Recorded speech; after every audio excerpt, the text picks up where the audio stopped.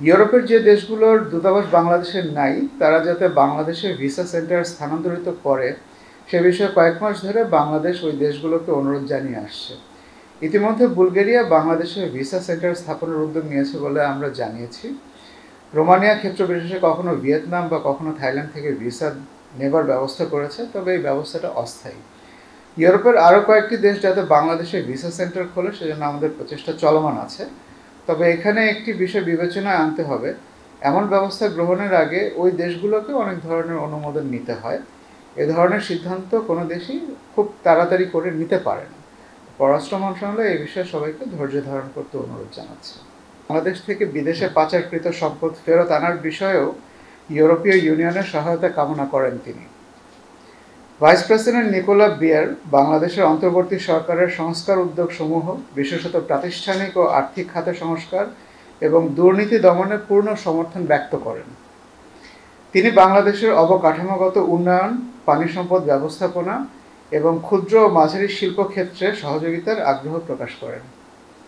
এছাড়া দক্ষিণ এশিয়ার দেশগুলোর মধ্যে আন্তঃযোগাযোগের গুরুত্ব তুলে ধরে আঞ্চলিক সহযোগিতা জোরদারের ক্ষেত্রসমূহে বিনিয়োগের আগ্রহের কথাও তিনি জানান। ইউরোপিয়ান ইনভেস্টমেন্ট ব্যাংকের সহায়তায় বাংলাদেশের চলমান প্রকল্পগুলোতে অর্থায়ন প্রক্রিয়া ত্বরান্বিত করতে ইউরোপিয়ান ইনভেস্টমেন্ট ব্যাংককে অনুরোধ করেন মাননীয় পররাষ্ট্র উপদেষ্টা।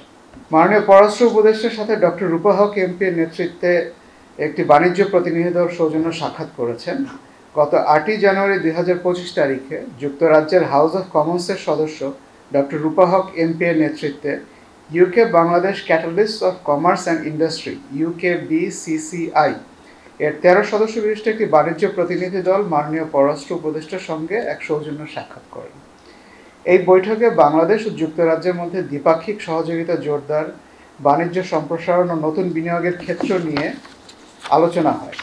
এ সময় মাননীয় পররাষ্ট্র উপদেষ্টা বিদেশি মিডিয়ায় বাংলাদেশ বিরোধী মিথ্যা ও উদ্দেশ্য প্রণোদিত প্রচারণা রোধ করতে এবং বাংলাদেশের বিদ্যমান সম্প্রীতি ও সৌহার্দ্যের প্রকৃত চিত্র তুলে ধরতে সবাইকে আহ্বান জানান।